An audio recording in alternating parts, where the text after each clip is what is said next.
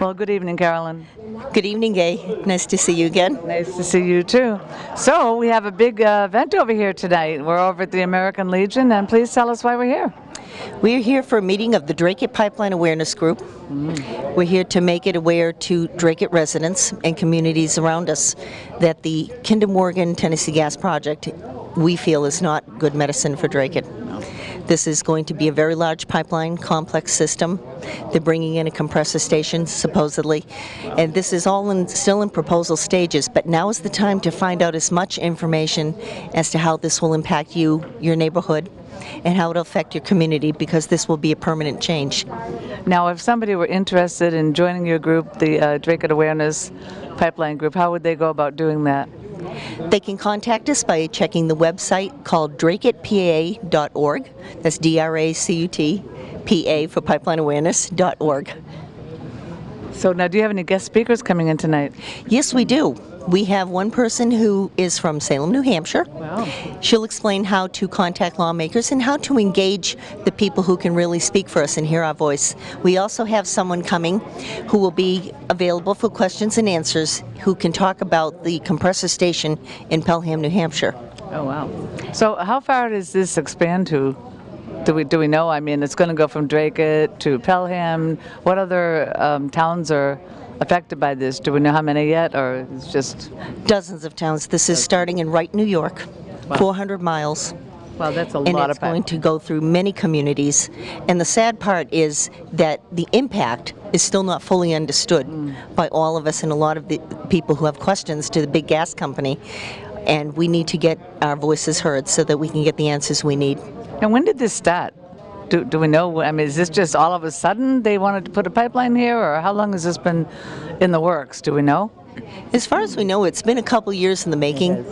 And with any other project, there's a lot of things that are complex around these types of things, whether or not there's an actual energy need in New England that really truly warrants the size of a project. And it is complex. So we need to get right down to the books, looking at everything, because there are so many environmental impacts and so many things that we feel we need to take a closer look at. Now, I'm sure a lot of people are concerned that their homes are going to be affected by this. I mean, going through their front yards or their backyards or state forest or anywhere, you know. Are we going to be addressing that probably tonight, or? Yes, we will, because there is a pipeline slated to go through the Parker Village development around existing homes and neighborhoods. It's a little close for comfort, huh? And when you learn about the compressor station tonight, I think you might have a lot of questions as a resident, and even someone who doesn't have it in their backyard. Sorry to say, this affects the whole area. Yeah. Now, is there a phone number that if anybody had a lot of concerns, is there a phone number that you know offhand that people could contact anyone? Yes, they can contact the Dracut Board of Selectmen, or they can contact us directly at 978-454-7252. And it's really good to know. Well, thank you for talking with me tonight, Carolyn. Thank you. Good luck with your project. Thank you so much. Thank you. Good evening, everybody. This is Caroline Zook. I am the team leader for the Dracut Pipeline Awareness Group. We'd like to welcome everyone here. We are a group formed to inform Dracut residents of what's happening with the Tennessee Gas Kinder Morgan pipeline proposal. I've introduced myself as a resident, but I want to thank all of you for coming here tonight. This is something that affects our town in a very major way. We have refreshments here to the side. Please feel free to take your refreshments anytime you need. I also want to thank the wonderful team that we've had, steering committee within Dracut Pipeline Awareness Group, helped organize this group this evening. If the steering committee members would please just stand and say hello.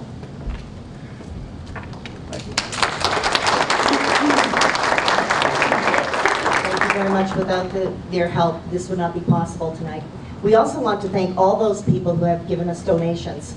With the donations, we're able to send out mailings, we're able to generate signs, and to get the word out throughout Dracut and the community and beyond that this is a very serious project to be taken very seriously.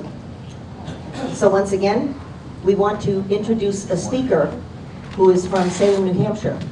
It isn't always important just to have people from Dracut understand something about this project, but tonight you'll hear from a resident who has had some experience dealing with this type of issue in Kinder Morgan.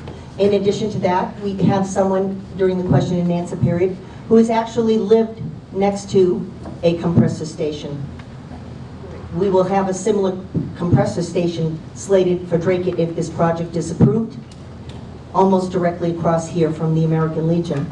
And it does not affect just Broadway Road or the existing neighborhood behind it. So without further delay, I'd like to introduce Diane Paquette.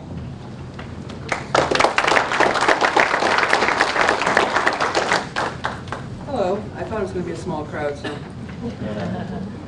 The nice thing about being on the radio is you don't have to see everybody that's listening to you. Okay, so these are my two favorite phrases, and I thought they were kind of appropriate. We don't inherit the earth from our ancestors, we borrow it from our children. So everything that you do right now for the pipeline, to stop the pipeline, is going to be benefiting your children, okay? It's not going to benefit us, you know, immediately. It will benefit your children, your grandchildren, your great-grandchildren. The other saying is, everything will be fine in the end. If it's not fine, it's not the end. This is not a done deal. You have the power and the control to stop it. Just keep that in the back of your mind. All right, so next slide. Okay, so this is about, I'm Diane Paquette. This is my cell phone number and my email address. Feel free to call, text, or email me if you want some more information. All right, so how I got involved with grassroots. Here's a couple of things about me. I've lived in Salem since 1961. Can everybody in the back hear me? No. Sorry. You need to talk directly into the mic. I need to project my voice. Can you hear me now? Yes. Okay, great. All right, so I lived in Salem since 1961. That's the year I was born, actually. I was Salem's first New Year's baby, according to the Eagle Tribune. According to my parents, I was just trouble right from the beginning. I've been married for 24 years this year. My husband, Joe. We have two sons. Jeff is 20 and Justin is 17. By day, I'm a credit and collections manager for a large company in Boston. On the weekends, my fun job is on-air personality at WNHN 94.7 in Concord. So I'm used to talking on the radio to myself. I love photography. I love historic preservation and renovation. I also like to show my two Jaguars. I have twin classic Jaguars, and we take them to car shows all the time. So how I got involved with grassroots, the way I want to demonstrate something to you. There are several projects I was involved in that were grassroots, period. And they were successful. And the reason I brought these up today is because I want you to understand that you can do anything if you put your mind to it, okay? Next slide. Okay. This is Justin, that's Jeffrey. This is the Fifth School playground. This was my very first forte into grassroots. The playground was falling apart. It had been built in 1957. Kids were hurting themselves on it, so I said, all right, we have to do something. They said, okay, great, you be the chairman. So with a budget of $0 and not a clue how to do this, we begged, we had fundraisers, we did auctions, we did everything we could do. $45,000 later, we built the playground, and my husband is actually the one who installed it. And that's Jeff and Justin. After I finished the Fifth School playground, the town called me and said, hey, would you help us with the Palmer School playground? Palmer School is a one-room preschool that the town uses. The playground was falling apart.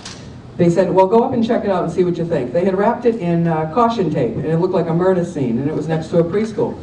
So, of course, the first thing was take it down and replace it. We sold bricks, we made cookbooks, we did everything. $15,000 later, the playground was up. The next one is near and dear to my heart. This is the Pelham Road Bridge. This bridge is 4 houses down from my house. This bridge flooded constantly because, as you can see, under the bridge it was caving in.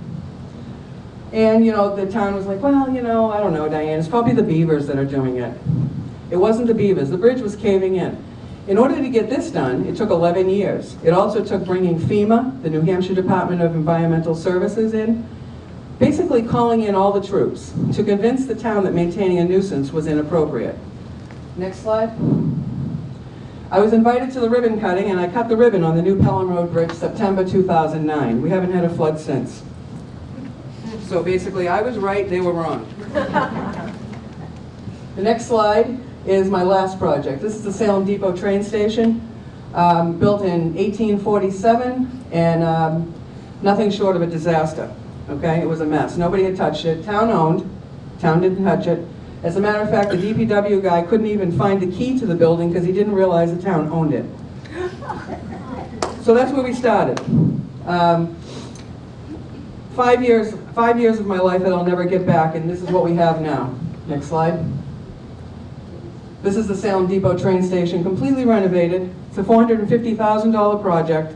No tax dollars done, all donations, all getting the word out, coloring books, I mean, you name it, we did it. We brought the school kids in, we did everything. It now has a transportation museum in the front, and it now makes $12,000 in revenue every year for the town because the Salem Chamber of Commerce rents it.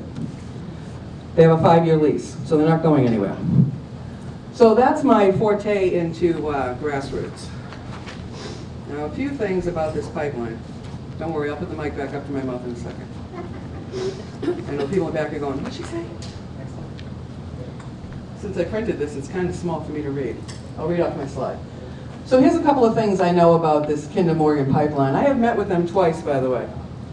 The dog and pony show, I refer to it, when they had the same three guys come and do their thing. Kinder Morgan is not a utility company. Kinder Morgan has to prove to FERC that this project is viable, that it's safe, and that it's needed. Kinder Morgan has to make homeowners feel good about the project. They want you to feel good about it, warm and fuzzy, right? Everybody feel warm and fuzzy about this project? No. Well, that's why you're here tonight, right? You're not home doing something you want to do. Kinder Morgan has to convince FERC that there are no better alternatives to this project. We know there are. But if FERC finds out there are, Kinder Morgan might lose their business. Kinder Morgan must convince FERC that without this project, the masses, that's you, will suffer from lack of natural gas. It's not going to happen. The Kinder Morgan pipeline will not service most of the towns it passes through. So you're not going to get natural gas anyway, although in Dracut you might. Okay, I'm not sure. Kinder Morgan wants to do this project the most cost-efficient way. Spending and costs are paramount considerations. The reason I say that is because safety, not so much. Saving a buck is very important to them. So I'm over here now. Kinder Morgan is a business that wants to make revenue. Kinder Morgan is interested in profits and profitability. Kinder Morgan wants to keep their customers happy. Guess what? We are not Kinder Morgan's customer. Kinder Morgan's customer is well, I think I was corrected on this. It's either Liberty Utilities, National Grid, whatever. It's one of the big utility companies, okay? We are the customers of the utility company. That's how we get the word out. That's how we get into this.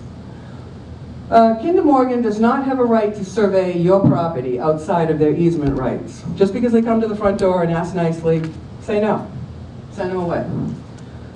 Kinder Morgan is being very nice now because they're trying to win you over and do it the easy way. But when push comes to shove, if they have permission from FERC to do the pipeline, they will do whatever's necessary to get what they want. They will force you to let them on their property. They will get documents and paperwork and things like that, and I'm sure the more technically gifted people will go into that. So I was brought up here to fire you up for grassroots. Hopefully I did. So now I want to tell you, next slide, please. Oh, okay, well, good job. There's two groups here, the big wigs and the village. You are the village, right? We're all the village. The pipeline does not go through my property. Just to let you know, I live in Western Salem. The pipeline goes through all of my friends' property, though, and it goes through people that I care about's property. In a village, when one villager is suffering, they all suffer, and everybody bands together to get the job done, and that's the only way it's going to happen. New Hampshire, Massachusetts, whatever. We can't push the pipeline to the other state and say we don't want it in Massachusetts, put it in New Hampshire. Well, New Hampshire doesn't want it either. Well, we're not going to push it back down to Massachusetts either. We need to all band together and get rid of it. So you have your bigwigs, you have your state reps, your state senators, your governor, who, by the way, wants the pipeline project. You can contact your Liberty Utilities, whatever utility company you use, National Grid, whatever, okay? Contact FERC, that's very important. Contact your Public Utility Commission. They are involved in the approval process as well, as many people will attest to in a few minutes. Local TV stations, radio stations, newspapers, letters to the editor. Those are the people that get the word out to the masses. Those I call them the bigwigs. The village. Tell your neighbors, tell your friends, your co-workers. Attend a pipeline meeting. You already got that under your belt. Get on Facebook pipeline groups. There's only like 300 of them. Okay? Every little town in New Hampshire and Massachusetts has a pipeline group on Facebook. Just write pipeline at the top and you'll see them all. Twitter, email, blog, and there's good old-fashioned letter writing, which you'll have to do to FERC and those places like that. I have a document, if you email me, I have a document I can send you that has sample letters to FERC. I think it was supposed to be printed for tonight, but something happened with the printer. And I can send you that information via email. You can print it out yourself and have a copy of it for yourself. Okay, last slide. All right, get the word out. It's time to get some skin in the game, okay? Everybody in this room, you get on the phone tomorrow, you call 5 people and you tell them about the pipeline. And tell them what to do, tell them to write a letter. How many people are in this room now? A lot. 100, 150 maybe? This is my cell phone, text message me, my email address. Just get the word out, because you have the power. This is not a done deal. I promise you, it's not a done deal. That's all I have to say. Thank you.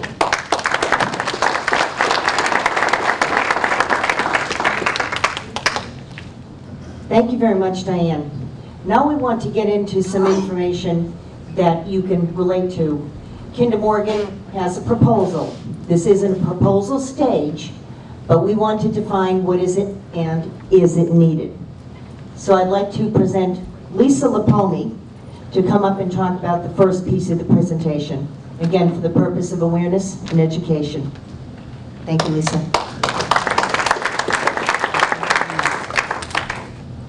My name is Lisa Lipomi. I've lived in Dracut for 50 years, and I am not in the incinerator zone or the potential impact radius, but nearby.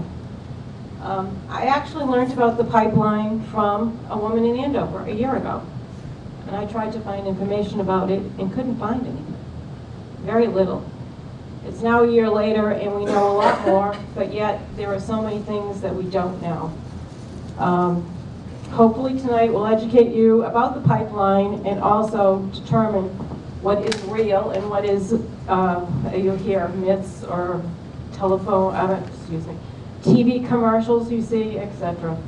Remember again that Kinder Morgan and Tennessee Gas are all for profit. First slide has to do with the existing pipeline that we have, the large pipeline that we have in Dracut for the Maritimes, and which is our Spectra and the PNG T pipeline. As you can see, there are the smaller ones, but we're really concerned with the bigger one, the TGP 200 gas, Tennessee gas line. So that's what exists now, and it goes to the Canadian Maritimes.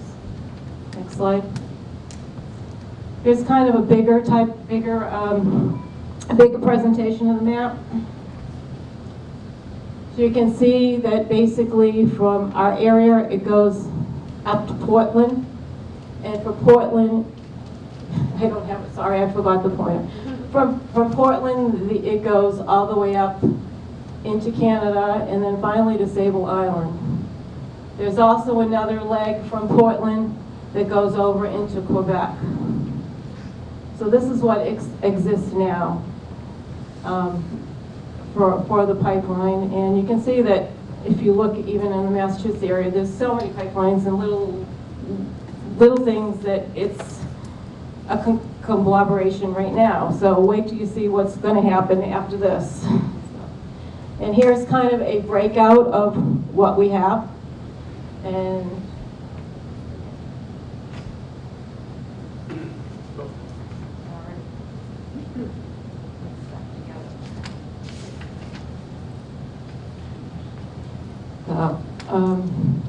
basically this is, we can see basically our existing meter station that we have now. I believe it's on Brigham Road, and we have issues with sound, etc. now that still haven't been clarified, and I guess it's been a number of years. I guess a lot of people had complaints this winter when they were pumping a lot of the gas, and they don't seem to have a resolution with that. And this isn't anything like what we're going to be having when the compression station comes and the multiple meter stations.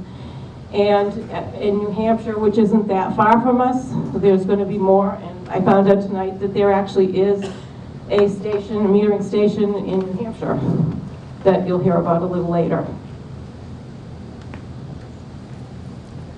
This is what is proposed, and you'll see that we are now looking at 5 new high-pressure pipelines, and we're looking at pushing 2.2 billion cubic feet a day, which we don't believe is necessary. And as you can see, we have a compression station that's going to be located almost across the street from here. It's going to be going through farms. It's going to be going near wetlands. It's going to be going near conservation area, open space, etc. And in a few minutes, you'll see a little bit more, which devastated me. We're going to have impacts to property value. We're going to have impacts possibly to people's insurance. They are going to be cutting on what they keep saying co-locating. Well, there is no thing as co-locating. You can't have gas pipes where there's electric lines because of static. So they're going to be taking more land for more easements. And I think depending on what's already on the easements, it could be anywhere from 50 feet to another 100 feet. This is, in some cases, in people's backyards. What is going to happen to these homes? There's also the potential for leaks. Right now, we have leaks in the existing pipelines, and eventually we'll be having pigging and venting and turbines and all kinds of chemicals going into the atmosphere. Being a chemist, I have a pretty good idea of what goes up in the atmosphere from these things. So I've had kind of direct involvement with some of these chemicals before. I wouldn't want to be living near them. Do we really need this? Kinder Morgan, Tennessee Gas say we do.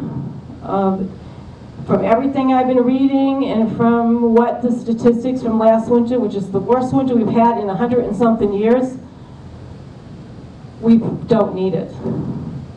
Right now, as I was coming here, there are 2 more houses in my area that are putting solar up, which kind of shocks me. Every time I turn around, I see solar. So people don't want to be dependent on fossil fuels. Again, Kinder Morgan is for profit. They want their profit sharing. And everything we read, everything they say and everything we read don't seem to correlate. There's probably somewhere in the 60 or so % that looks like it's going to be exported. Why should they sell the gas here when they can get 4 or 5 times the amount of money if they can export it? Next slide, please. I can tell you right now, I was bad. I can tell Carolyn this. It took me ages to get my letter out to FERC. I finally did it June 2nd. I kept writing it and I kept saying, oh, it's not good enough, it's not good enough, it's not good enough. I finally did it.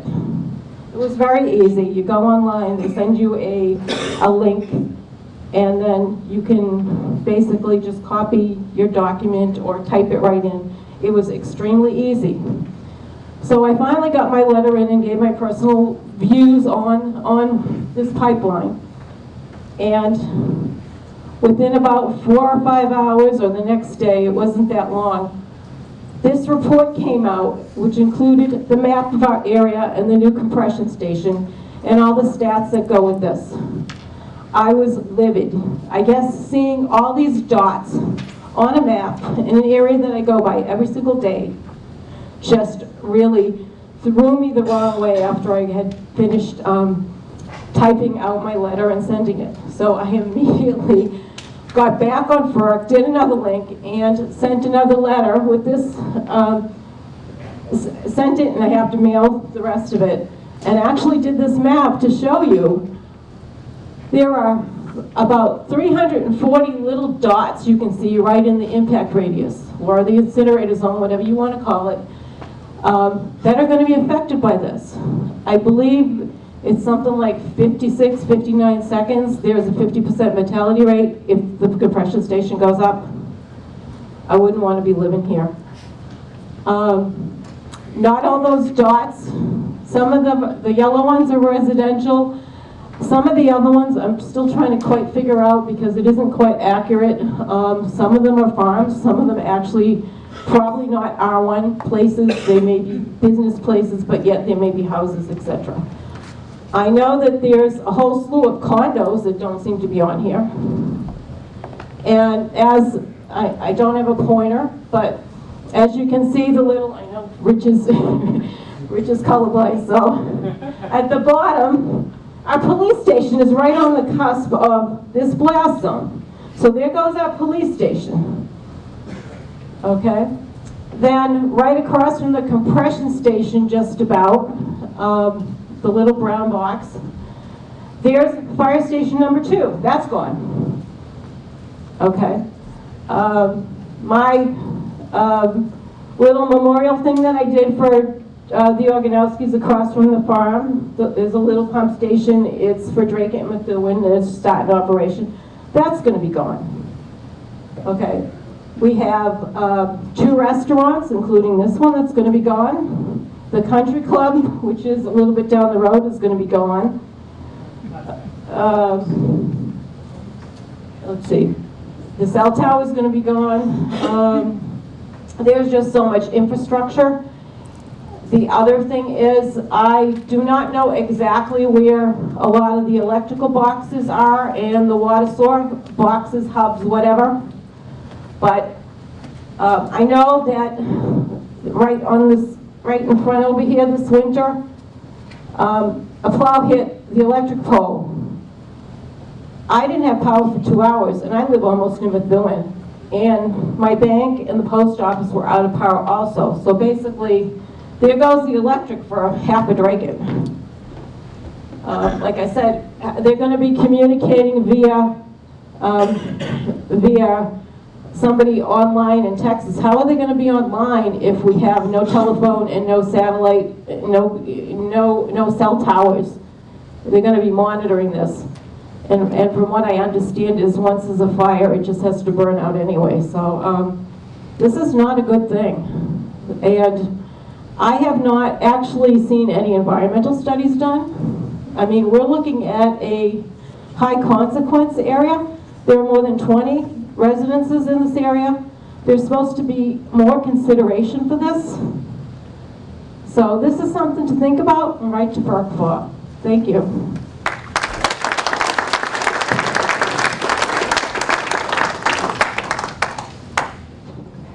Thank you very much, Lisa. You can see the passion that is in the voices of many of the people here.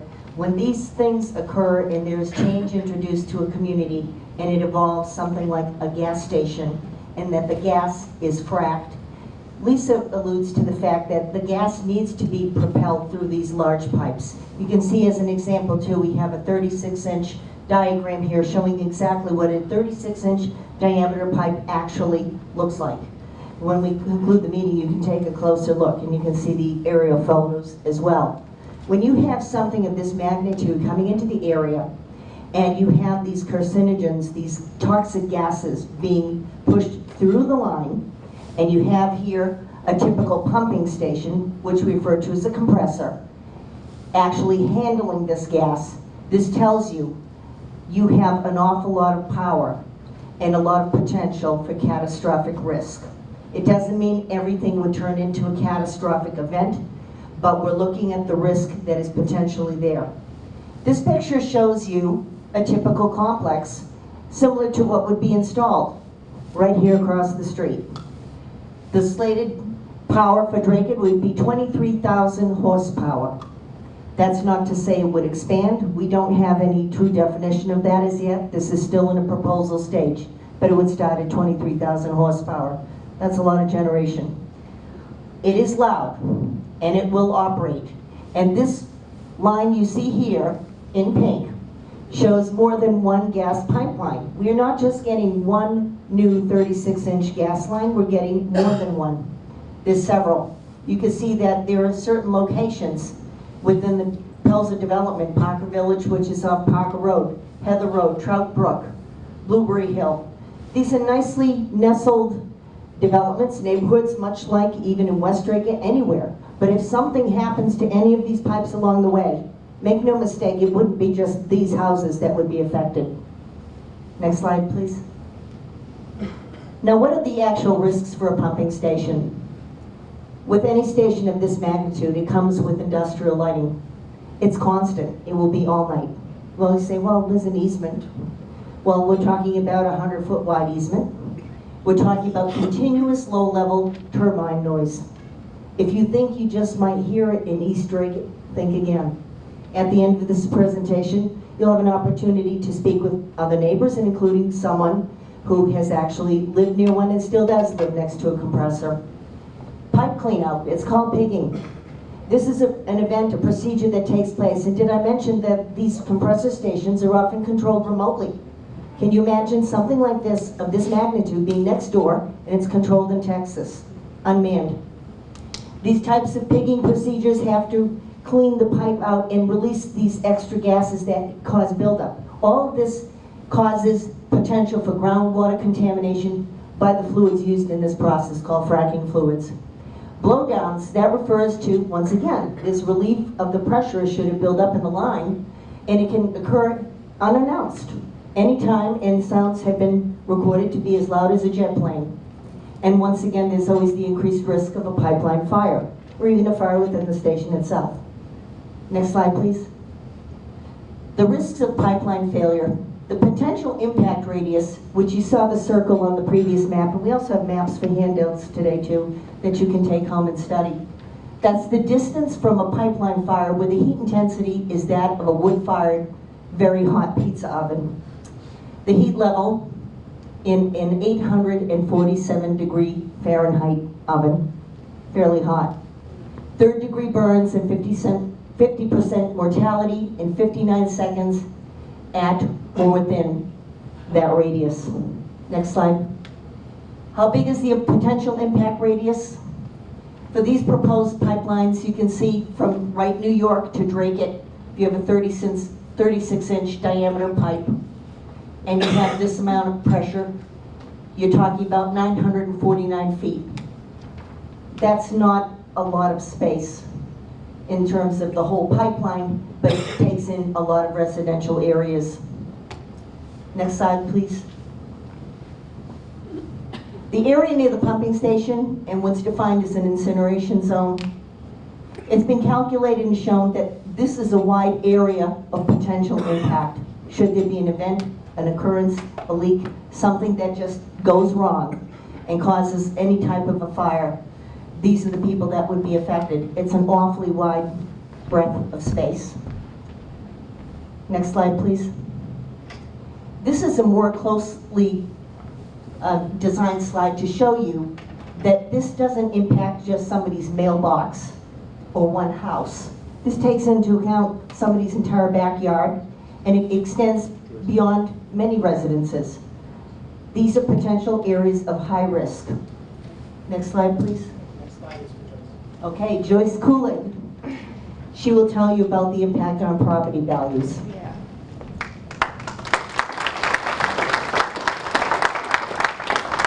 Okay, good evening. My name is Joyce Kulig. I've been a resident of Dracut for 32 years. I live on Heather Road. I am being impacted by the pipeline in my backyard, as well as being in the half-mile radius of the compressor zone. So there aren't any definite studies that have been done that will say that your property value will be decreased. However, some of the studies that have been done in Arizona, on property in Arizona. Property in Arizona, they don't have trees that are going to have to come down, which is the case all along Heather Road, as well as some of the other areas in Parker Village. Somebody's pool has to come down. They can't. The pool is in the way. The property is going to be impacted. The landscape is going to change. The studies have been conducted by people that are paid by fossil fuel companies.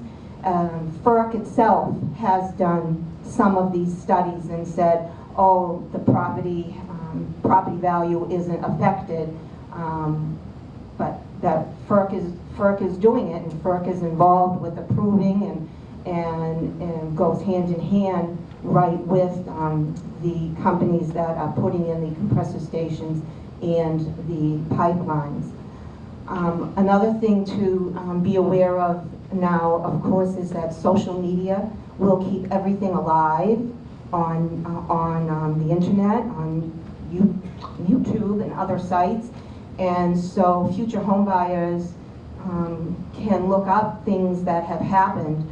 In 2008, there was an explosion in Appomattox in Virginia. There were no deaths on that one, but a lot of homes were destroyed. In 2010, there was a huge explosion in San Bruno, California, that did result in death. I believe it was 150 homes destroyed, and they are still trying to recover from that. So we know that the threat of construction will reduce the pool of buyers, but some people do say that there will still be buyers out there. The websites that I've been looking at talk about fear, and that the fear is going to affect the public's buying patterns.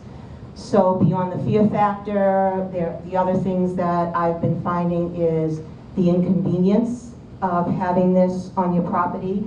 As Lisa said earlier, as far as the co-locating goes with the power lines, for instance, I can tell you from on my property. So I went to the information session with FERC back in February, and I discovered that the co-locating means that they're just following beside the power lines. They're not going underneath the power lines. I have a 100-foot easement from the power lines.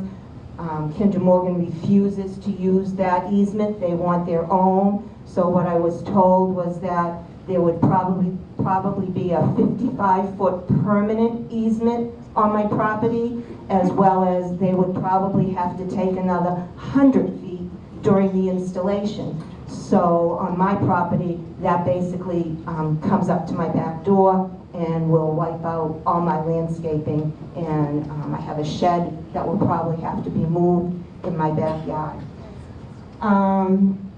Restrictions on land use. So Kinder Morgan, Tennessee Gas, they said, oh, but we will restore your property after we remove what we need to. But I explained to them, you can't restore my property because I have trees that are hundreds of years old in my backyard, and you cannot have trees, you can't have anything rooted. Basically, you just can have a patch of grass, weed, and there will be these poles sticking up in my backyard that says, caution, natural gas pipeline located here. The health concerns, the other speakers have been talking about that. We're afraid of the emissions coming through and what we will be breathing, and this is something that people that are prospective buyers for our homes, they might be thinking of that.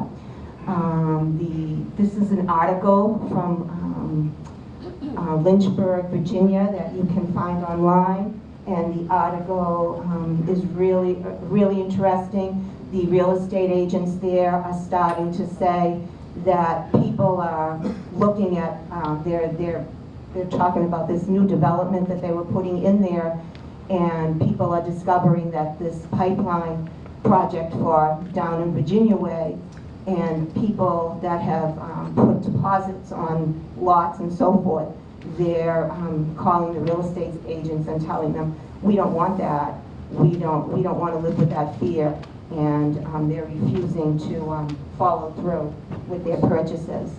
Next slide. So I'll leave you with some things to think about. We don't have any answers to these. These are just some things to think about. Will insurance companies decline to provide home insurance? Will our home insurance increase due to being in the compressor station impact zone? Online you can find something of a woman in Western Massachusetts. Again, I can't verify, the truth of what she was saying, but in her post she commented that she called her insurance company and they said that once the compressor station and or pipeline goes in, that her insurance would run out and she'd have to find somebody else to insure her. Will financial institutions reconsider mortgages, equity loans, and refinancing due to the half-mile impact zone of the compressor station? I don't know. I don't know if that will be okay. What are increased health risks that may deter prospective buyers, thereby causing our properties to lose value? Again, what we're going to have to breathe in when those blowdowns occur on the compressor stations. You can look online at some of the YouTube will show you, and you can listen and see what these blowdowns look like. And there was also a graph on there that showed the Dracut home prices 2014. There seems to be starting to be a gap between the listing price and what they're actually selling at. Food for thought.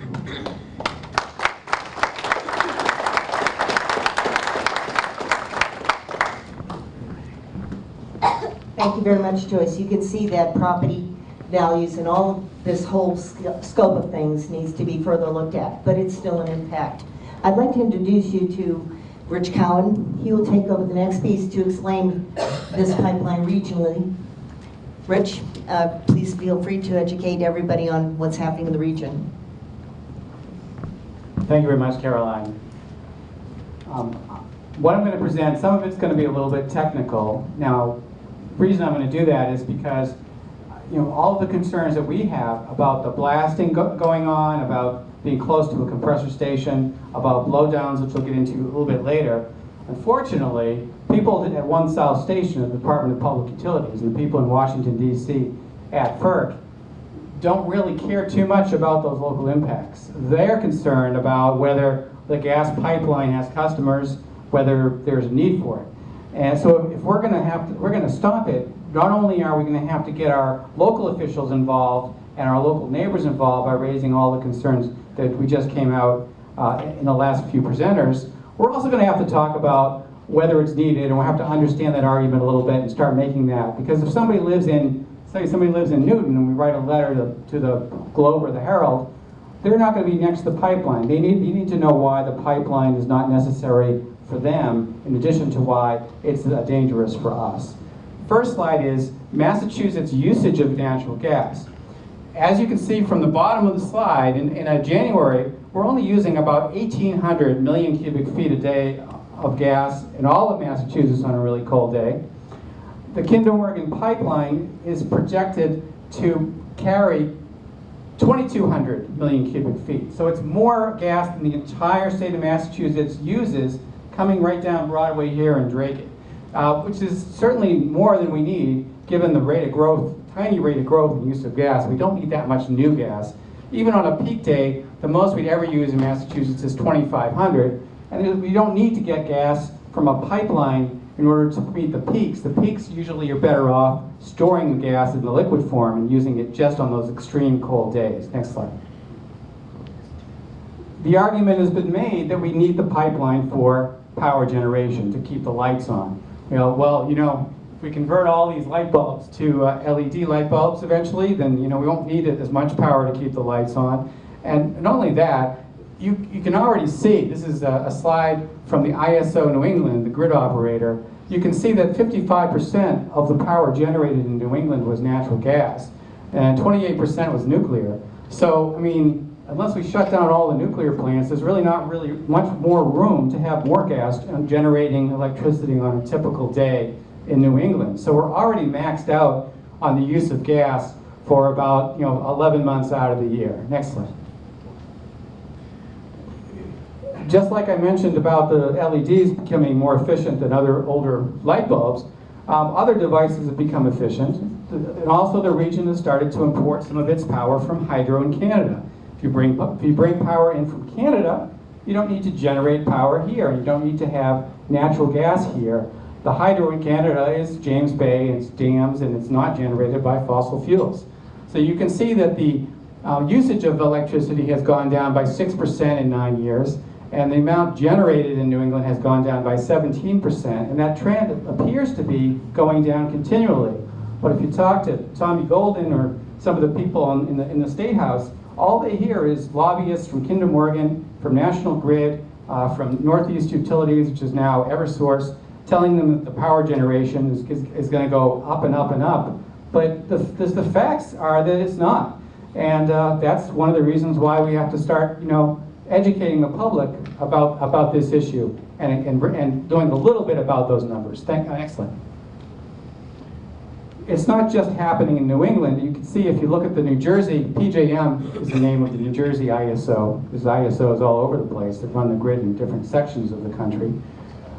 You can look at these numbers, you can see negative 0.4%, negative 1%, negative 1.4%.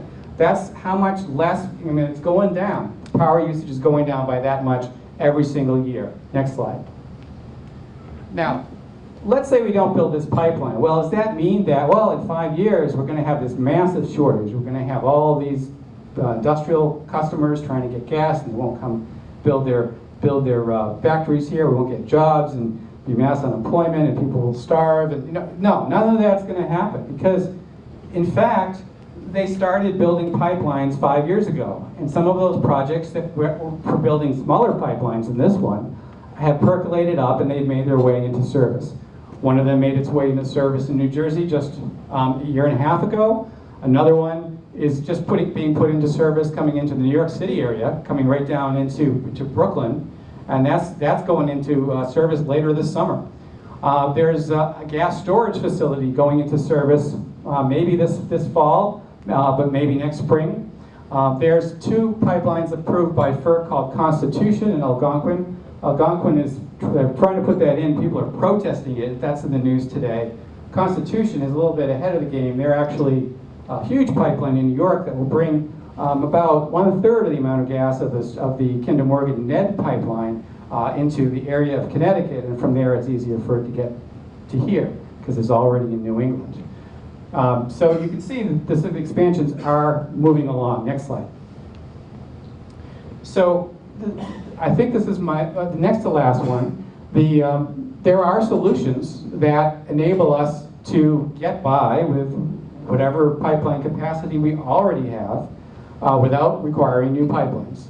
One of them is that we have LNG tankers that come in and dock off the coast of Beverly. There's a dock in Everett, and there's a dock up in New Brunswick near St. John. And that LNG is expensive. You wouldn't want to get that every day to run your gas stove.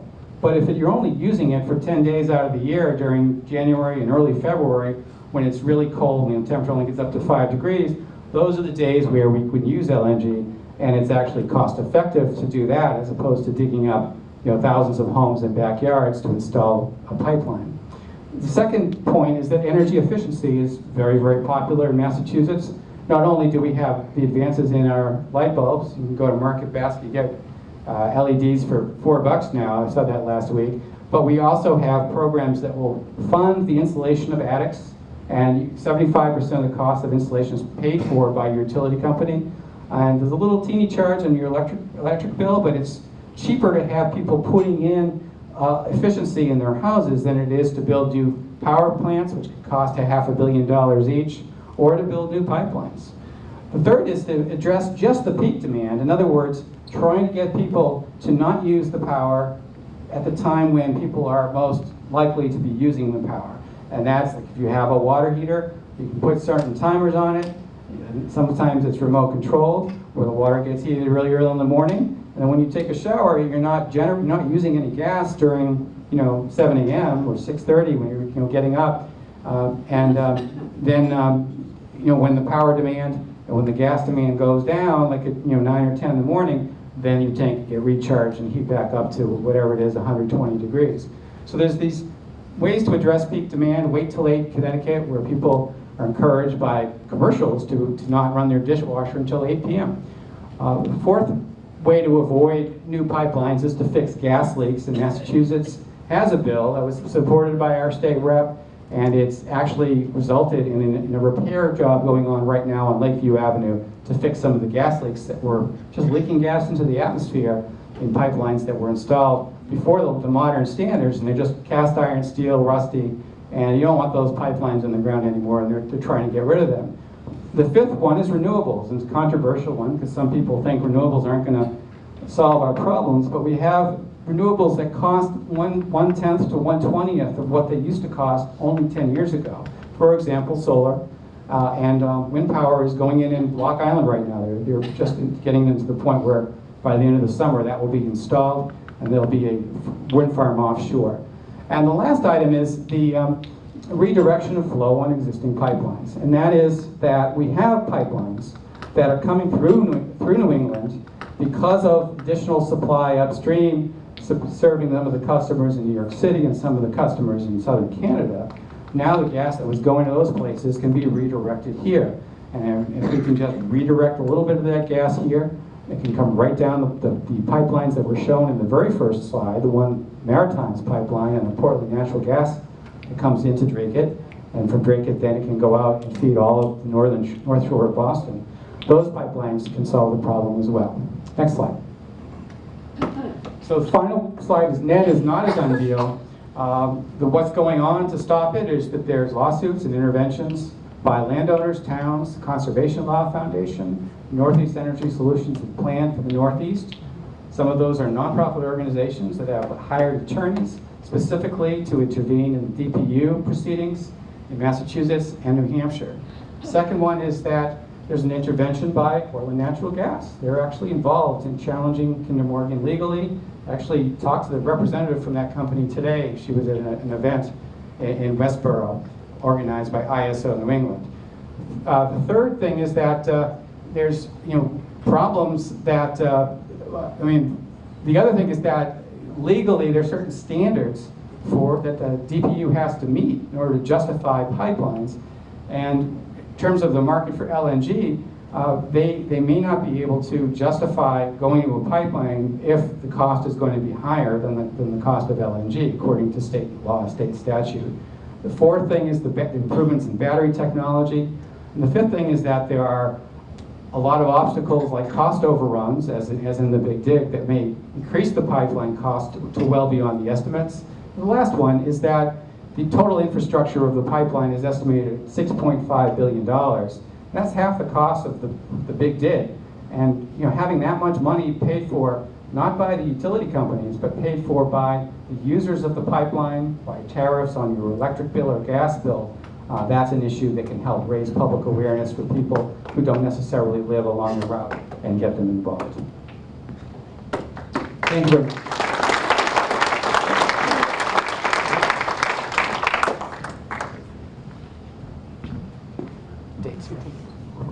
Thank you, Rich. You can see that there's an awful lot of information. This is a very complex project. Without further delay, important dates in the NED application, Northeast Energy Direct. Today there was a lawsuit filed with the Massachusetts Supreme Court to stop the DPU hearings. And you might say, what's DPU? That's the Department of Public Utilities. And you can also look up this information on the web. June 24th and 25th at 10 o'clock in the morning, evidentiary hearings in the DPU docket 1434. You'll hear that word coming out in the press soon too. What is a docket? This is an important legal term that you want to make note of. When you make writings or any kind of mail that you send to any kind of lawmaker, refer to the docket number. Public hearings on the power line expansion, 7 p.m. in the auditorium of the Wynn Middle School, 1 Griffin Road, Tewksbury. That'll be happening on June 25th. Late July, possible FERC scoping sessions. We want to, in future meetings, educate everyone on how to approach FERC. A scoping meeting will not be held like this, where you have a long time to talk about any particular topic. We want to educate you on how you can get your information across to FERC, the Federal Energy Regulatory Commission, in a nice professional fashion, so that they will hear exactly what you have to say. They have a lot of people that will be giving input. August 15th is a date that National Grid claims the proceedings must be finished to allow Kinder Morgan to make its decision on proceeding with FERC. Then September 15th of this year, that is the date Kinder Morgan apparently says it will file with the Federal Energy Regulatory Commission. Very important date to keep in mind. And December 2016, earliest possible FERC approval date. If that should occur, Kinder Morgan will receive a certificate to proceed, and then you can expect some major construction projects to start beginning in Dracut.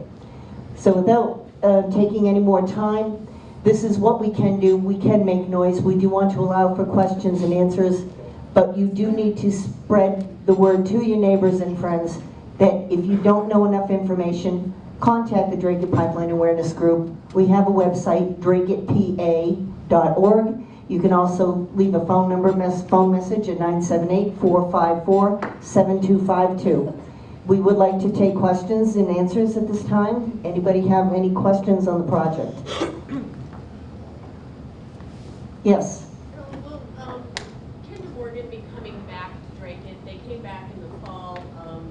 Representative Gary had held a hearing, and I attended then, and there were a lot of promises of better information forthcoming. Will they be coming back at any time in the near future? Yes, the question in the audience is, will Kinder Morgan be coming back any time in the near future to Dracut, Massachusetts? I actually addressed that question at the Methuen selectmen meeting, town meeting last week. Lorraine, why don't you come up and let us hear what you have to say.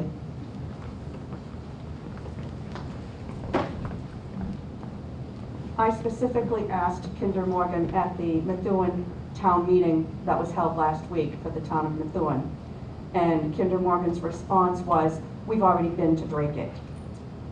And I said, well, the last time, they said the last time we went to Dracut, they said they came 3 times. I said, well, I didn't know of any of them. They said, well, we were there in November, we've already been there. And I said, well, a lot of people didn't know about it then. I didn't know about it till just recently. So I think it's time that you come back. But they would respond. Can I just address that, Carol? Certainly. Would you like to come up to the microphone?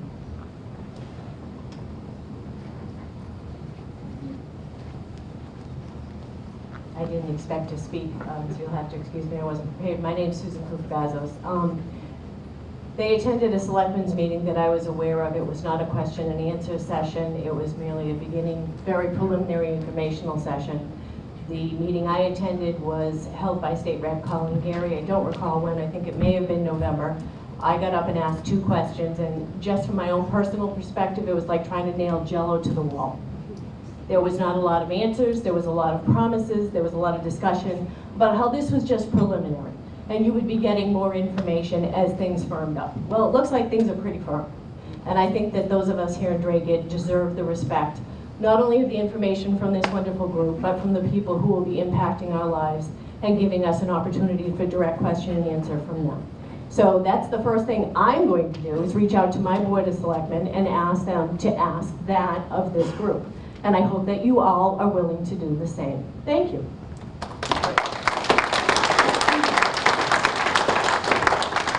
Thank you very much. Now we have a special item to show you tonight.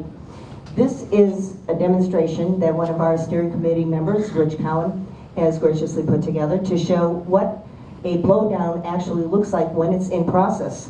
And I have with me here at the table to the left a resident who actually lives next to one of these compressor stations in Pelham, New Hampshire. I didn't know it was coming up. Give me 10 seconds. Oh, 10 seconds. Alrighty. Well, I would like to just let you know that when this meeting closes, please stay around, have some refreshments, and ask questions of any of us, any of the experts. Yes, do we have any other questions? Oh yes, we do have handouts. The handouts we've provided tonight also tell you that there's evidence that there are larger groups than us asking FERC to take a closer look at this project. We have a package that's been generated by a Washington firm. You can take that, take a look at it. We also have a packet to offer you of a response from the Federal Energy Regulatory Commission to Tennessee Gas, asking them to provide more clarifications to their environmental impact study. There were many, many things overlooked.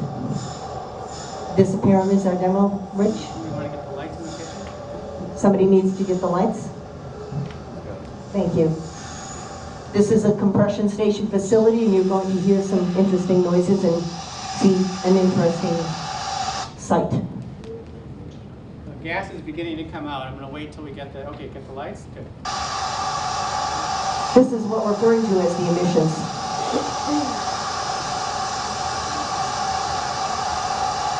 What's going into the atmosphere is not pure. We're talking about toxic gases, carcinogens, lots of them.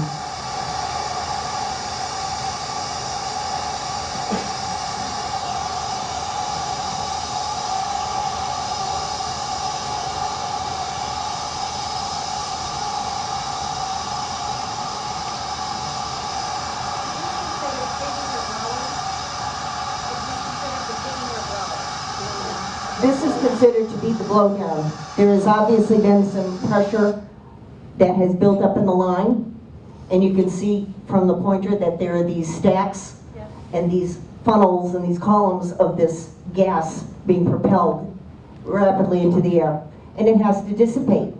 And we have someone here who, if we could ask Chris to say a word or two. Chris will tell you what it's like to have something like this suddenly appear near his home. There's an interesting smell. Go ahead, Chris. Go ahead, Chris. Thank you. Okay, what I've been dealing with basically since this compressor station behind my house has been there, I smell propane at any given time. It's not like there's no rhyme or reason to the time it happens. I can come home, my yard is like saturated with natural gas. If my windows are open in the house, it's in the house. I haven't really complained until recently when it really hit home. Leaving for work one morning, walking out with my 3-year-old daughter in my arms. We got about 5 feet out the door. She starts coughing and says, "Daddy, what's that smell?" So, I mean, it really hit her for her to pick up on it. Plus, you have to listen to the, the hum of the turbine engine while you're trying to sleep at night. And the compressor station behind my house, I believe, is 6,130 horsepower. Very small compared to what they're going to be putting in Dracut.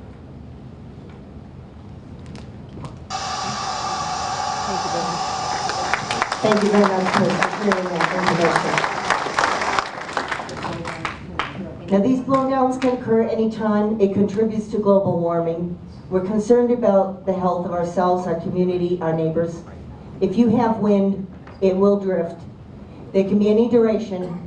And this isn't even a catastrophic event. This is simply the venting process, or the pigging, as somebody asked about that. That's a device that goes into the pipe that helps to clear the lines. It can occur at that time as well. We also have a lot of heat that can be generated by various types of generators. We do not know all the exact specifications for the design that will be coming to Dracut, but again, it's in a proposal stage. We have a chance to say something. We have a chance to make our voices and our concerns known. So without further delay, are there any other questions before we break out? One more, I guess. One more. Rich has another demonstration. It's just the sound. Just the sound. And the big speakers. Question. Yes, we have a question?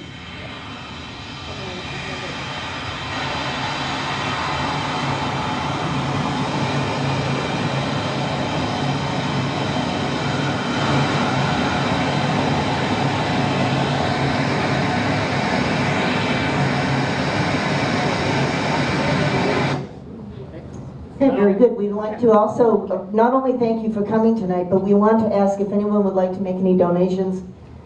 Global warming. And global warming, yes. My farm manager reminded me of that. I just spoke about that a moment ago. Yes. I might also add that since this is just in the preliminary stage and it has not been approved yet, once it gets approved, things have been changing along the way. And so this could even be bigger, could be worse, could be much more than we anticipate. But once they get their foot in the door, they start smaller and get bigger. Yes, we have a question. Well, actually, I have a statement. At that meeting I attended, and it was November, one one of the things that I commented on was that they had said in their speech that their ideal size for a compressor location was 50 acres. And in their discussion, they said they identified an area that was approximately 20 to 25. And I pointed out at the time that was less than half, which that's when the jello started hanging to the wall. Oh, well, you know, it wasn't really what we need, maybe. And a lot of the discussion was about how they like to commingle their lines. It sounds so much better than add on. Yeah. But they wanted to commingle their lines and, you know, give future jobs. And I pointed out that meant that towns like Dracut were going to be taking on additional burdens. Sounds like they've identified 34 acres, and what I just heard from Mrs. Casista is correct. If this expands, everything else may add on, but their compressing location is still only going to be 34 acres. And if you take into consideration the expansion, they're not going to have that extra room for that venting and for that noise. That is correct. Thank you for clarifying, Susan. Yes, we have another To add comment. on to what she was saying, I believe Rich knows better than I do. We have a metering station in Dracut already, and I believe they added capacity to it recently. And now there's all kinds of problems with sound and everything else in that area. Yes, there is a difference between a metering station and a compressor station. Neither one of these are quiet. And if you have noise emissions already with a metering station, then it's just exponentially greater when you have a compressor. Compressors involve very large generators, a lot of wattage, which also brings to mind too that when one of these stations comes in, you have a need to expand on the power easements for the power lines. So the high tension wires you see with National Grid now, those are going to get larger as well. So you can expect Dracut to lose more acreage to more high tension wires. We also have two metering stations going in also. Yes, that's also on the table to add a couple more metering stations. There'll be a lot of noise in Dracut. Yes? Dracut as a whole do something about it, not just individually. Yes, this is why we're here. Our goal is to unify Dracut.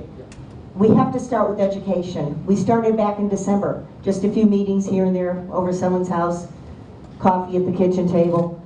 Now we are a group that's online. We're now 200 person big, 200 people, but we need more. We have 30,000 residents in Dracut. As official town of Dracut, can have anything to do with it. And I have to approve something or anything like that. Well, the town voter to vote it down. They can't. They want the town. The town cannot tell FERC to leave, but the town can be supportive, and the town is supportive of our concerns. But we send letters to the proper vehicles and right now we are encouraged to send messages, letters to our local state senator, Representative Colleen Gary. We need to send letters and notes to our people in Congress, Congresswoman Nikki Songas, and we can help with all of that. We can provide you with all of that information. So what do you say is the state and the federal can do something? Correct. And online, look up the Federal Energy Regulatory Commission. And I don't know if our first speaker wants to remind you. I can tell you something that Salem has done. First thing you need to know, the chairman of the Board of Selectmen in Salem is going to have the pipeline running under his pool. Okay? So he has a vested interest in making sure that this doesn't happen, right? So what they did, the Board of Selectmen sent a letter to the governor telling them that they did not approve of the pipeline. And as far as meeting with Kinder Morgan is concerned, I called it a dog and pony show. That's exactly what it is. They're coming so that they can go back to FERC and say, well, we went and talked to the people about it. It seemed okay. They didn't have a lot of questions. They nodded their heads and they were quiet and they listened to what we had to say. They're not going to go back to FERC and say, oh man, everybody hates it. They don't want it. They think it sucks. They don't want us to do it. They're not going to go back to FERC and do that because they have to make FERC happy. If FERC's not happy, FERC will say, no, you can't do that project. Okay? There's one important piece of information I do need to share with you, and Rich reminded me of this. We have Selectwoman Kathy Richardson and our chairperson, chairperson of the board, Tony Archinsky. They have contrived a letter, and they have sent a letter requesting the Federal Energy Regulatory Commission to come directly to Dracut for a scoping meeting, to schedule one here. So we do have support in town for making sure that our concerns and our voices are elevated.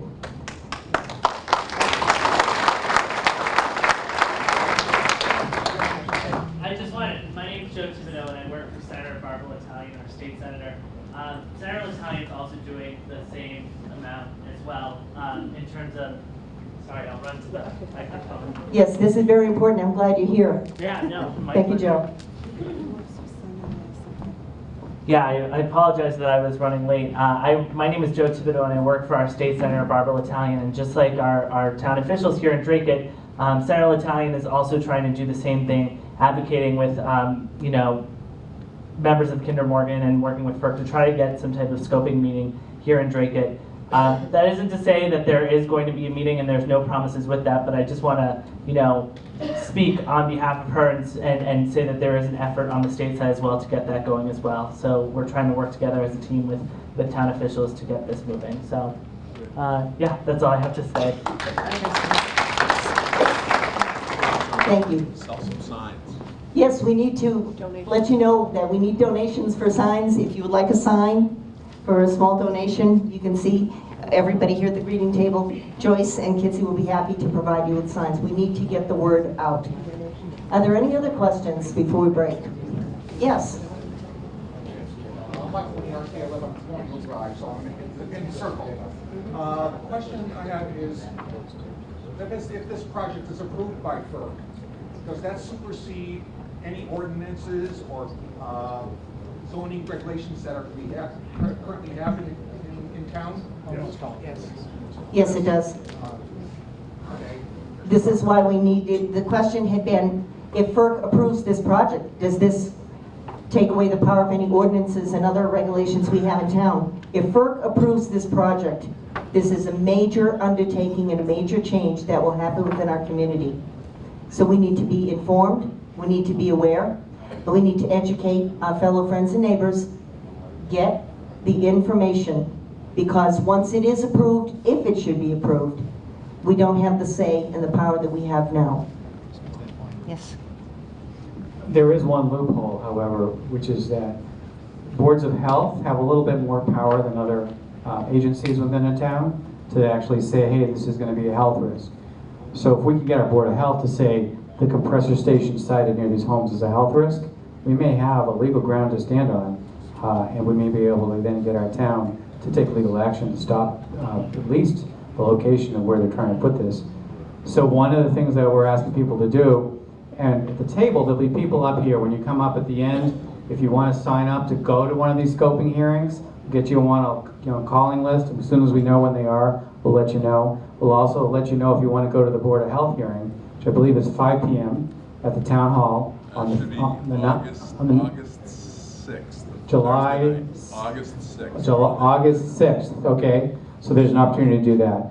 So scoping hearings, the DPU hearings in Boston, all of those events are events that some people from Dracut are planning to go to, as well as people in other towns. And there's a coalition of about 14 towns in Massachusetts, and there's a second coalition of about 13 towns in New Hampshire. All of those coalitions are working together, so the boards of selectmen are not individually trying to stop it. They're trying to build enough people and enough dollars to be able to fight this legally. Yes, we have another question. Hi, I'm Julia Steve Mawson from Pelham, New Hampshire, with the Pelham Wyndham Pipeline Awareness Group. And I do have a couple of things to share.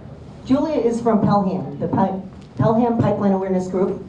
She has a couple of things to share. Thank you very much.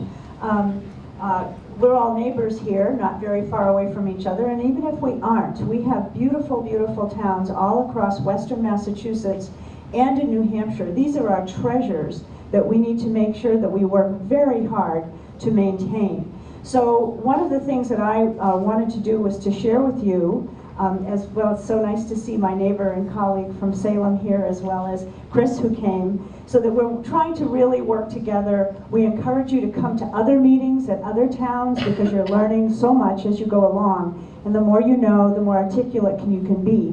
I have brought 3 of my favorite documents that I have found that is on the Pelham Wyndham Pipeline Awareness Facebook page, and I'm going to give them to Carolyn so that she can put them on your Facebook page, or there's so many pages, but the one that applies to you at any rate.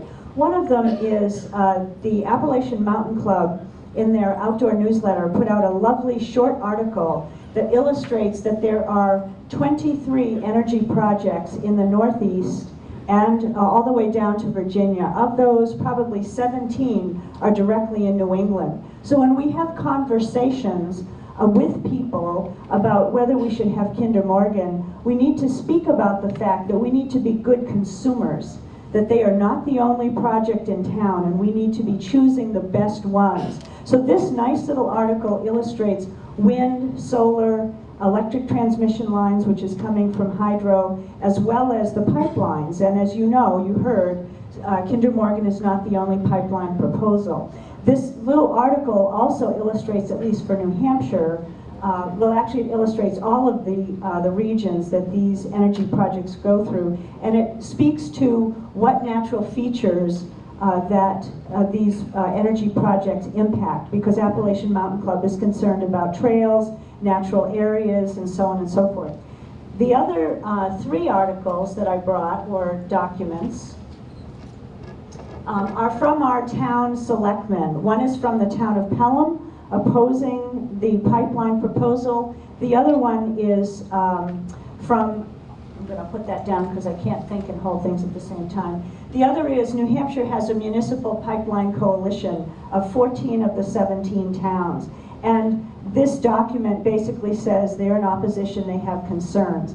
So if you look on the Pelham Wyndham Facebook page, or if Carolyn puts it on yours, granted this is New Hampshire, but it could give you some language that you can think about and speak to your own representatives about. And the last one that I found really, really interesting is the town of Amherst. And there's a joke around in New Hampshire that Amherst has all the physicists and all those guys that work down at MIT. So this letter to our to FERC speaks specifically to the question of need. And this is such an interesting article because they even include lots of footnotes with it. So it's very, very good information about how do we speak about the need. And I'd encourage you to take a look at these things. Again, these are New Hampshire things, but there's a lot of correlation to the region. And the very last thing is actually a question and a comment. I have discovered that our Nashua Regional Planning Commission has had a committee for about 4 or 5 months looking at this issue of whether Kinder Morgan would be good for New Hampshire. There is a white paper coming out so that this commission can be making recommendations to towns, etc.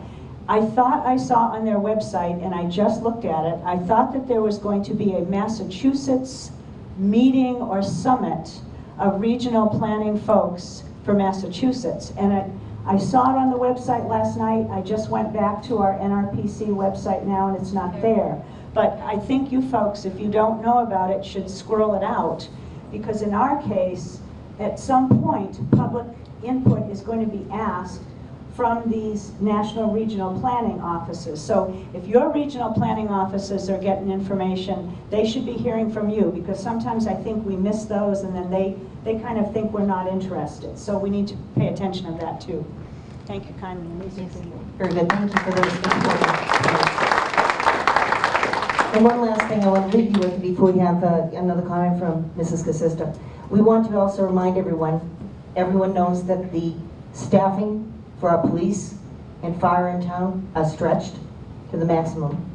Now, can you imagine trying to prepare to guard our safety and protect us with something like this coming into town?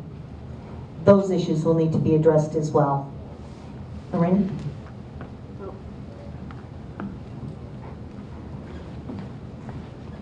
I just wanted to add to what Diane said. She's not directly affected by the pipeline, and some of the people here might not be directly affected, and certainly people on the other side of Dracut might not be affected and think, well, it's no big deal to me. Don't just leave it to the people in this room. We really need to unite with the town. Tell as many people as you can about it. Tell your neighbors, they might not even know. And tell your friends and let them know how important this is. gather the information that you've been given tonight and kind of present it to them, or at least just bring it up in conversation and ask them if they know about the pipeline. And they may want to look into it, because the more people we can get on board, the better. This is not just about people who are directly affected, which that's certainly important and has a huge impact, but it's also about the quality of all of our towns, whether it be southern New Hampshire, the Berkshires, or this area here. And that's really vitally important. And we thank you all for being here tonight. Thank you very much, Mary. So do we have any other questions? Over here. Over here? I Yes. just want to know if all the public schools, parochial schools, teachers are letting all their students know, because the voice of youth is very loud also. That is happening. That is happening. I can say something to that. They call it backpacks. You get the flyers to the school district. They are distributed in the children's backpacks. Who cleans out the kids' backpacks? Not the kids, because there's homework in there. The parents clean out the backpacks. Yes, I clean out many backpacks. I did a lot of my fundraising for all those projects I talked about by sending home things in backpacks to the parents. That's Makes something sense. that's something you have to get their permission, of course, but. We had another question? Yeah, Yes. Lina Hackler. It's really a statement. I've heard that with the property, the values may not go down. Well, I've even thought about, Jesus, why did I move to Dracut? I'm ready to move out, but I don't have the moral code to sell somebody else my place and have them go through that, and then that's it. So there are people that are thinking about leaving Dracut now because of this pipeline. But the big thing in the property and the property values is that if we can get people to write to FERC or wherever we have to write to say, if you put that pipeline through my property, you need to buy all my property because it's useless to me now, and you need to pay me the full market value before you were going to put the pipeline in. And look how many hundreds... Well stated. Well stated. Look how many hundreds of people there are that can write that letter. Everyone at least within 100 feet, 1,000 feet. But I have a fellow that is a firefighter in special forces, and he did all kinds of schools and stuff, and he said, if that pipeline goes, and the 36-inch pipeline goes, it's going to be incineration for the whole part of Dracut. I mean, something's going to happen to everybody in Dracut, besides the fact that all the toxic gases that are getting out of there with their cleaning and leaks are going to be increased. So we've got a problem here. Let's go for safety and health. Let's go for it. I went to the Methuen Mass meeting at the town council, I guess. And someone asked about, you're going to pay the full value of my property, and that's the way it is. Now remember in my presentation there, I said, Kinder Morgan cares about cost. You're not going to get the full value of your property.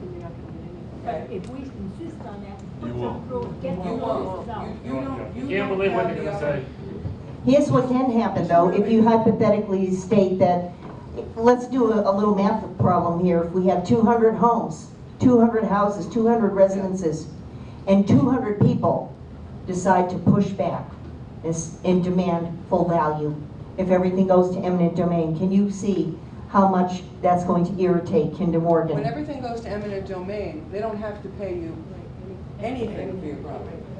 They can just say, I'll give you $1,800 for that acre right there. You do not have the upper hand in the negotiation with Kinder Morgan to sell your property to them. Don't even think about it. I'm not saying The you deal have is an to get to stop them.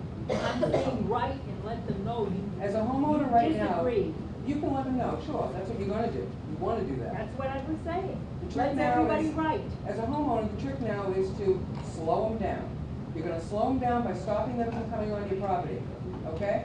If they can't do their job, then they can't get their work done, right?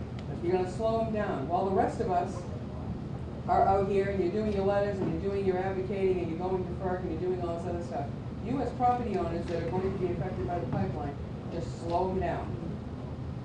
Don't put any speed to what they're trying to do. They want to get on your property, they want to do their thing, and they want to get out. Stop them. That's right, let's not make it easy. Don't Alrighty, make it easy for them. I'm sorry, in the best interest of time, do we have any other questions? Yes? Did they already purchase the land? They have an option to buy, their first option to buy. They have first option to Yeah. buy. The question is, has Kinder Morgan actually purchased that industrial property where they plan to site the compressor? And the answer is, they have first option to buy. Who owns it? That was my question. Who owns the property? Who's willing to sell it? As far as I know, it's the Skirpo Family Trust. And they're represented by a realtor. Well, there's another person to write a letter to. But we certainly can go into breakout sessions where people can ask more questions to individuals. Yes? Is it open space? Because we could buy it as a town.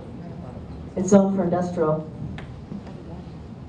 Can we But there are some Can we rezone it? Let's see if we can rezone it. The town can buy it? We have lots and lots of ideas, and we should definitely make these ideas known. First option to buy means that they have a date, and if they don't buy it by that date, then the land is available for anyone else. But no one else can buy it up to that date. What's that date? I don't know. We don't know what it is. So they probably have a date. They have a date that's probably close to September when everything is set up, and maybe it is September 15th. So they can wait until after they have or have not approval to buy, but no one else can buy up until that point. So, and you can pay for them. But can they rezone it while it's still in an option to buy? I don't know. It's zoned as industrial. Rest now. assured, Kinder Morgan will send very expensive lawyers to defend them, The but, whole car is industrial, so it'd be hard to. oh, okay. We show one piece. Well, It's an maybe- industrial corridor. Maybe some letters to the people who own that property, asking them why they're doing it.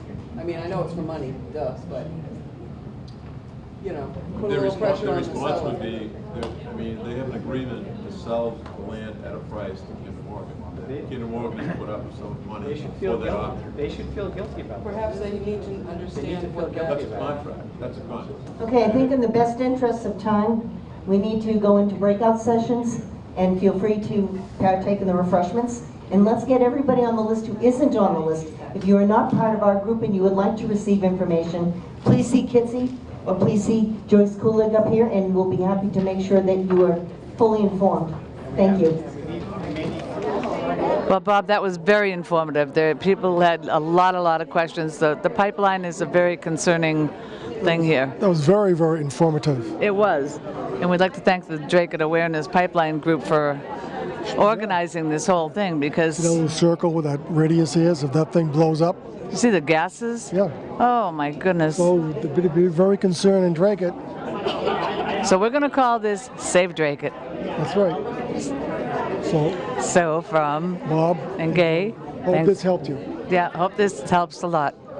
Start writing. Thanks for joining us.